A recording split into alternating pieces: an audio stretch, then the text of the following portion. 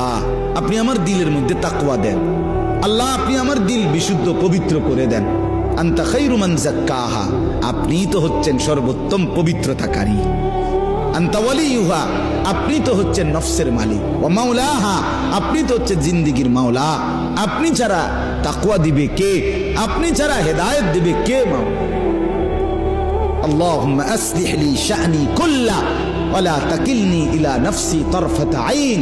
রাসূলের দোয়া, আল্লাহ আপনি আমার জিন্দেগিটা ঠিক করে দেন, আমার রাত ঠিক করে দেন, আমার দিন ঠিক করে দেন, আমার নামাজ ঠিক করে দেন, আমার ওযু ঠিক করে দেন, আমার হাসি ঠিক করে দেন, আমার কান্না ঠিক করে দেন, আমার দুপুর ঠিক করে দেন, আমার স্ত্রী সন্তানের সাথে সম্পর্ক ঠিক করে দেন, আমার মনিবের সাথে সম্পর্ক ঠিক করে দেন, আমার কবর ঠিক করে দেন, আমার আখিরাত ঠিক করে দেন, আমার বাজার ব্যবসা আয় উপার্জন ঠিক করে দেন।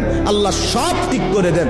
আমারে আমার মনের চাহিদার উপরে এক সেকেন্ডের জন্য, এক পলকের জন্য থাকতে দিয়েন না।